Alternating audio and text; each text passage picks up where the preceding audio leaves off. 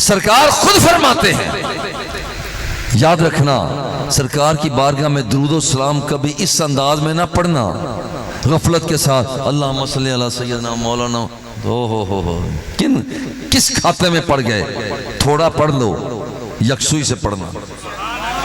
وجہ یہ ہے سرکار خود فرماتے ہیں، ما من رجل یسلم علی الا رد اللہ علی روحی حتی ارد سلامہ۔ سرکار فرماتے ہیں جب کوئی میرا غلام مجھ پر درود و سلام پڑھتا ہے، اللہ میری روح کو میرے وجود میں جاری کر دیتا ہے، حتی ارد سلامہ۔ سرکار فرماتے ہیں میں بذات خود اس غلام کے سلام کا جواب دیتا ہوں۔ جس کو یہ سمجھ آئیے کہے سبحان اللہ، محبت سے کہہ دینا سبحان اللہ، پیار سے کہہ دینا مار صاحب آپ بھی کہہ دیں سبحان اللہ۔ آج مار صاحب ذرا دور بیٹھے ہوئے ہیں ہمارے اسٹیج سیکرٹری پرانے۔ اور یہ ذرا ذہن میں رکھنا سرکار خود فرماتے ہیں کہ جب کوئی درود و سلام پڑھتا ہے میں خود اس کا جواب دیتا ہوں۔ خیر حضور کی ذات تو بڑی دور کی ذات ہے نا، ذرا حضور کے ایک نوکر کی بات ذرا سننا پھر آگے بڑھتے۔ کائنات کیا کیا فرماتا ہے، ان اللہ وکل علی قبری ملکن، ان اللہ وکل علی قبری ملکن، رب ذوالجلال نے میری قبر پر ایک فرشتے کی ذمہ داری لگا دی۔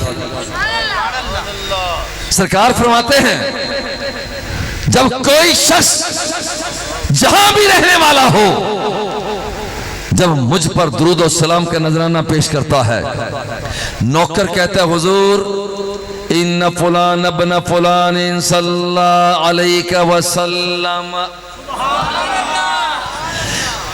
وہ کہتے ہیں حضور بندے کا نام یہ ہے، اس کے باپ کا نام یہ ہے، دادے کا نام یہ ہے، پردادے کا نام یہ ہے، حضور وہ فلاں گاؤں کا رہنے والا ہے، فلاں علاقے کا رہنے والا ہے، آپ کو درود و سلام کا نذرانہ پیش کر رہا ہے۔ نوکروں جیسا کوئی نہیں ہو سکتا، غور کرنا، سرکار کے نوکروں جیسا کوئی نہیں ہو سکتا، اور جب نوکروں جیسا کوئی نہیں ہو سکتا تو آقا جیسا کیسے ہو سکتا؟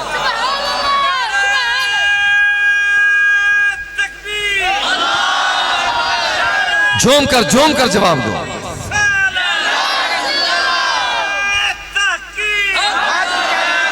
ماشاءاللہ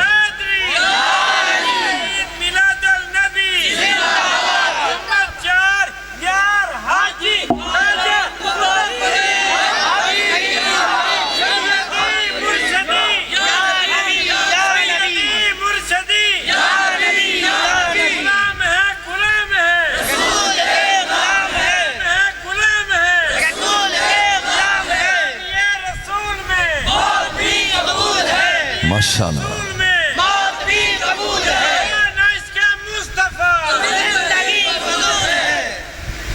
جزاک اللہ شاہ جی، اچھی بات ہے۔ میں شاہ جی کو اتنے سے تھے شاہ صاحب جب سے میں جانتا ہوں، شاہ صاحب بڑے ہو گئے، جیسے جیسے بڑھ رہے ہیں ان کا جذبہ بھی اسی طرح سے جوان ہوتا جا رہا ہے۔ اللہ اور بھی برکات عطا فرمائے۔ چلو ذرا غور کرنا کہ سرکار فرماتے ہیں من ذکرت عندہ، جس کے سامنے میرا ذکر کیا جائے، جس کے سامنے چہرہ والضحیٰ کا ذکر کیا جائے،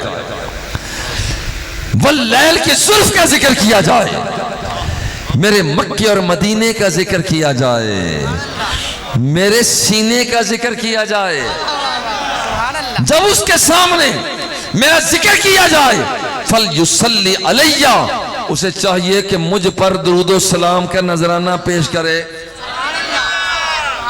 من صلی علیہ صلاةً صلی اللہ علیہ عشرًا، جب ایک مرتبہ کوئی شخص کہتا ہے حضور نوکر آپ کو سلام کہہ رہا ہے، ایک مرتبہ کہتا ہے کہا تو سلام مدینے والے کو ہے، مگر عجیب بات یہ ہے مدینے والے نے تو اسلام کا جواب دینا ہی دینا ہے. ادھر سے بندہ کہتا ہے حضور سلام. رب کو اتنا پیار آتا ہے سلام بھیجنے والے کو. رب ذوالجلال فرماتا ہے او میرے بندے تجھے میری طرف سے 10 مرتبہ سلام. سبحان اللہ 10 مرتبہ سلام ہے. اور ذوق سے ایک بات کر کے جاتا ہوں, اور جب ایک مرتبہ ہی رب فرما دے کہ تجھ پر سلامتی ہے تو ایک مرتبہ فرما دے, صرف ایک مرتبہ, تو وہ بندے کے لیے تو رب کی طرف سے یہ وعدہ ایک مرتبہ ہی کافی ہوتا ہے. اب تو رب ذوالجلال 10 مرتبہ فرما رہا ہے. اور فرمایا البخیل من ذکرت فلم یصلی علیہ. ہمارے ہاں بخیل وہ ہوتا ہے جو بڑا کنجوس سا ہو, مگر سرکار فرماتے اصل کنجوس وہ ہے کہ جس کے سامنے میرا ذکر کیا گیا اور اس نے مجھ پر درود و سلام نہ پڑھا, وہ کنجوس ہے صلی اللہ علیہ وسلم. اور پھر راغم انف رجل من ذکرت عنده فلیصلی علیہ. وہ بندہ بدبخت ہے, راغم انفو, اس کی ناک آلود ہو گئی. وہ بندہ بدبخت ہے کہ جس کے سامنے میرا ذکر ہوا اور پھر اس نے مجھ پر درود و سلام نہ پڑھا. حضرت عبد الرحمن بن عوف ایک جگہ کھڑے ہیں, ادھر سے آمنہ کے لال آئے, سجدے میں سر رکھا, اتنا لمبا سجدہ کیا. عبد الرحمن بن عوف کہتے ہیں میں گھبرا گیا کہیں سرکار کی روح پاک تو قبض نہیں ہو گئی. کہتے جب میں آیا اور قدموں کی آہٹ پیدا کی, گھبرا گیا. جب میں نے قدموں کی آہٹ پیدا کی سرکار نے سر مبارک اٹھایا, فرمایا کون؟ یہ محبت کا انداز ہے, کون؟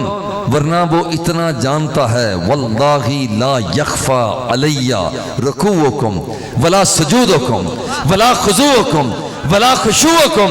جب میں تمہیں نماز پڑھاتا ہوں تم میرے پیچھے نماز پڑھ رہے ہوتے ہو, اور میں خدا کی قسم تمہارے رکوعوں کو بھی دیکھتا ہوں, تمہارے سجدوں کو بھی دیکھتا ہوں. جو ارادے تمہارے دل میں پیدا ہوتے ہیں میں مصطفیٰ انہیں بھی دیکھ لیا کرتا ہوں.